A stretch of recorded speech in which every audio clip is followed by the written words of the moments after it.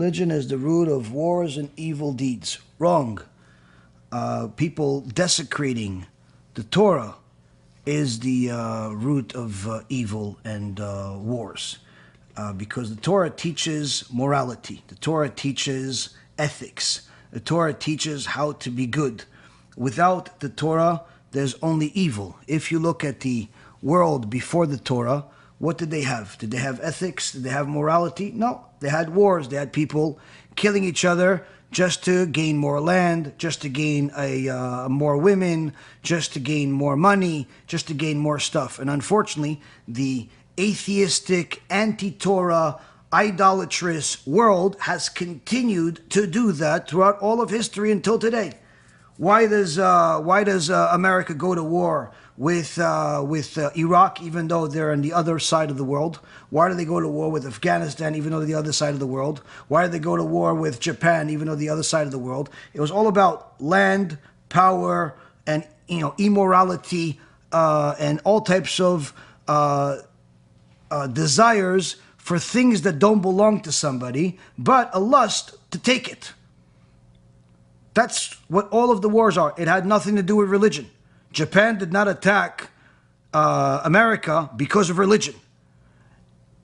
America did not bomb Japan because of religion. It had nothing to do with religion. So if you look at what the Torah teaches, it tells the Jewish people were not allowed to go to war just for the sake of conquering land. There was wars that God told us to go take over Israel, and the wars to defend ourselves if somebody comes to attack us. But even if at the time of David HaMelech, we weren't allowed to just go to wars just to go beat up somebody and conquer their land for no reason. We weren't allowed to go and take over the world, even though David HaMelech's, King David's army was very powerful. In fact, at the time of his son, Shlomo HaMelech, the whole world followed what Shlomo HaMelech said. Now, Shlomo HaMelech didn't go fight with anybody. He never had a single war. He could have easily had domination of anybody he wanted and take whatever he wanted, but he didn't. Why? Because the Torah doesn't teach us to go to war just to take stuff that doesn't belong to us. Torah teaches us the opposite. It teaches us that Hashem gave us something. That's what belongs to us. Everything else, other people could have. Other people, it's theirs. It's not our business. What our business is, to follow God. He gave us our small little piece of land. The rest of the world has the rest of the world. But interestingly enough, you'll see that the greatest civilizations, not greatest in goodness, greatest in size and power and impact on the world throughout all of history, whether it's the Babylonians, the Assyrians, the Turks, the Spaniards, the Greeks, the Romans, the rest of the barbarian nations of Germany for the last couple of thousand years that started from the Roman Empire all the way until Nazi Germany. These are all barbarian nations, over 300 nations that combined. All of these great powers, no matter what they had, in the time of Babylonians, they literally had world domination. Time of the Greeks, Alexander the Great, he had world domination. He was so powerful that when he died, which was at a very young age, because apparently his boyfriend killed him, he was married to a man, or he was dating a man, he was one of these LGBT supporters. Anyway, Alexander the Great died at a young age. I think he was like 35, 36. But his power was so massive that his empire had to be divided into four different kings. But interestingly enough, no matter how much the Greeks had, no matter how much the Romans had, no matter how much the Babylonians had, or all of the others had, they always made the Jewish people an enemy. And they always went to go fight them in Israel. Why? What do you care about the Jews? We've always been few. We've always been distant, secluded, but always against. Why? Because it's not religion that rules the world. It's not religion that ruins the world. It's when people go against the Torah. That's what creates all the animosity. That's what creates all the hatred.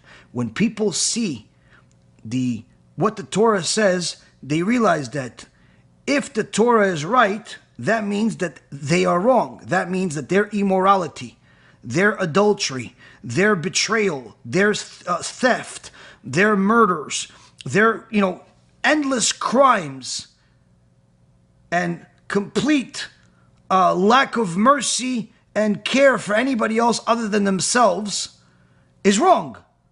So what do? They fight against those people that are promoting the Torah. Who's promoting the Torah? Only the Jewish people. So that's why, even though Israel was a small piece of land, or the Jewish people were always a small community in different parts of the world, in Morocco, in Libya, in Egypt, in Poland, in Ukraine, in different places around the world, the enemies, as great as they were, even if they literally had world control, they did everything in order to destroy this little Jewish community. Why? Because that little Jewish community reminded them that it cannot be that we are right and they are right. Either we are right and they are wrong, which means they're like animals, or we are wrong and they're right. And if we're wrong and they're right, why are we allowed to exist? And they've always attacked us, and they've always murdered us, and they've always tortured us. But guess what? Akadosh Baruch Hu yishtabach shimo la'ad. He protects us. Now, while He allows us to get hurt, to get killed, He'll never allow anyone to annihilate us. But those that go against us, eventually He annihilates them. And that's why all of those nations that I mentioned, and even the ones that I haven't mentioned, that were great powers, where are they? In history books. You don't see them in the world today. There's no survivors with descendants and lineage from the Greek Empire. There's no survivors with descendants from the lineage from the Babylonian Empire or any of the other empires. All of them are gone. Who's left? The Jewish people. And the Jewish people will always be here, whether you like it or you don't like it. Now, if a person finds themselves hating the Jews without really having a substantial reason, like no Jew actually did anything wrong to you, so that means that your hate is no different than all of these other empires, all of these other evil monsters that murdered their own people, raped their own people, stole from their own people, did horrible things to their own people. It's not like these great empires were good to their own people. They were horrible to everybody else, including their own people. They killed their own kids. They killed their own wives. They stole people's stuff, their family member. They did everything horrible to everybody. They were horrible to everyone. So when you see that you find yourself in line with a common hatred towards the Jewish people, and that common hatred was somebody that was evil to everybody else, the only thing that you should be questioning is yourself. What's your motivation? What's your motivation? Are you ethical like the Torah teaches? Are you righteous like the Torah teaches? Are you honest like the Torah teaches? No. But the tzaddikim, the righteous among our nation, are. And there's no Gentile on planet Earth that can compete with the righteous Jewish people. No Gentile on planet Earth. Now, of course, there are some people that are Jewish, but they themselves go against the Torah. That's not who I'm talking about. People that are Jewish that are going against the Torah sometimes are worse than other people, worse than even some of the worst Gentiles. And I've spoken about this extensively over the years. I have many lectures about it. But if you compare yourself to those that follow the Torah, to the righteous Jewish people that follow against to the Torah, literally, when you look at their life, their behavior, what they do for the sake of helping people, for the sake of respecting people, for the sake of simply contributing to society, no one can compete. Not even the best among the Gentiles can compete against even a single Torah scholar that is following what he learns. Cannot compete. Why? That's what Hakadosh Baruch Hu gave us. He gave us a rule book of how to be good. Without that rule book, no Gentile in the world would know how to be good. You understand? So even if a person doesn't understand and doesn't want to agree to the things that I'm saying, test it. Test it. Go take a trip to a religious Jewish community. Go to Bnei Brak. Go to Yerushalayim. To the religious community. Just walk around. You'll see things that you will never see in any other country. Example. Somebody has a store. Let's say you have a store. Let's say you sell in your store whatever you sell. You sell games, you sell food, you sell whatever it is that you sell. What is the number one most important thing about the store and you managing the store, even more than making money? What is it? Not losing money, right? Because even if you're making money, but if you're losing more than you're making, the store goes out of business. So what is the number one thing that a person invests in before he even buys the products that he sells, before he buys the food, before he buys the toys or whatever he's selling in the store? What's the first thing that he does, that he invests into the store? Before anything else, security. He makes sure that he has a good door, a good lock, a good camera system, maybe even a security guard, right?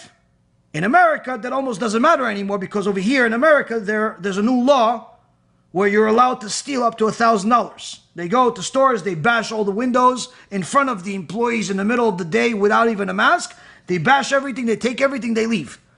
In America, it's pretty much allowed. If you're one of these hoodlums that wants to destroy and still claim yourself to be a victim, you're allowed to do it in America. But in the rest of the world, this is usually not allowed. Either way, I can tell you for sure that the store owners did not plan on having such a law before they opened the store. Had they known that such a law would be, not a single store in America would have been opened. You're at a point where now stores have to reinvent themselves in order to fight this new legal crime where people walk into the store without a mask, without guns, just take stuff off the shelves and walk out without doing anything.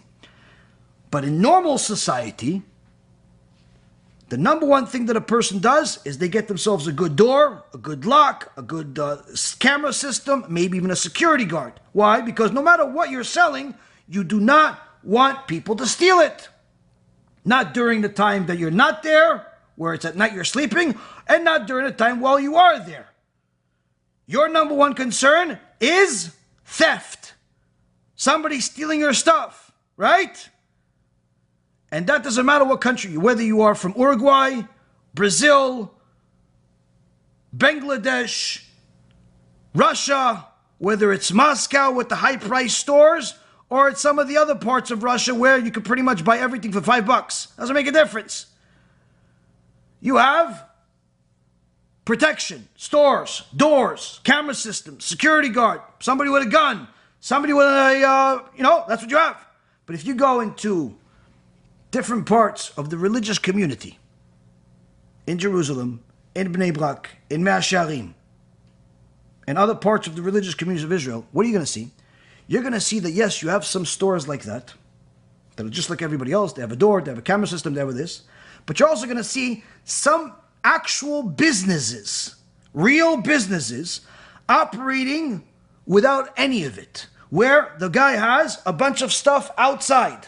There is no storefront. There's just a bunch of stuff. Next to it, there is a box where anybody that wants to buy something, it's 100% honor system.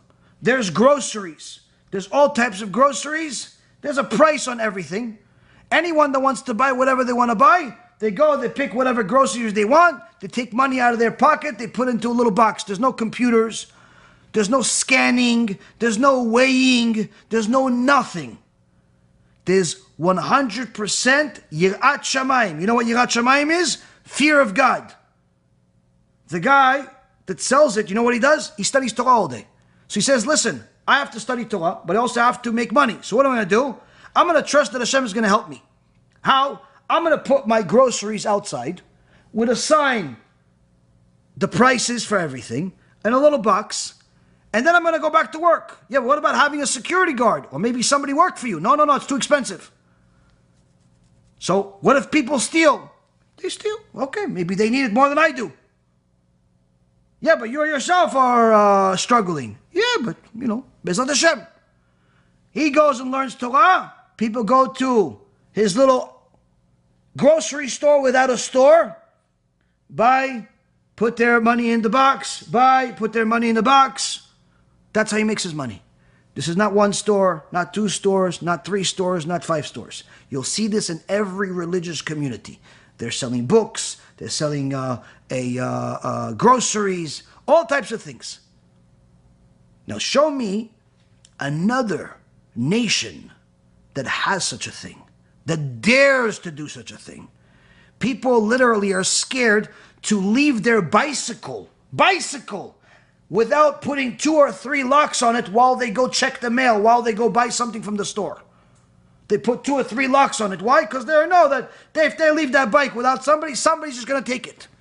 Even if he doesn't need a bicycle, he sees a bicycle without a lock, he steals it. Why? That's the nature of people that do not have the laws of God to guide them. When you don't have the laws of God to guide you, that means that you are your own God. You are your own lawgiver. And you decide that you deserve somebody else's bicycle more than he does because you got to it first. You deserve somebody else's money because you cheated him out of it. This is why they allow themselves to steal from people without remorse. Look at how many degenerate YouTubers that got famous doing all types of stupid things on the internet, got millions of people to follow them, only to betray all of those people that followed them and supported them and watched their videos by promoting fake bitcoins and cryptocurrency or other types of scams just so they could get those people to fall for the scam so they could enrich themselves. This is what people without a God do. This is what people without a Torah God do. Because they could say they believe in God, but it's not the God of Israel. Why? Because the God of Israel gave the Torah. And the Torah is the law. If a person does not follow the law of the God, then he's following somebody else's law. It's following his own law.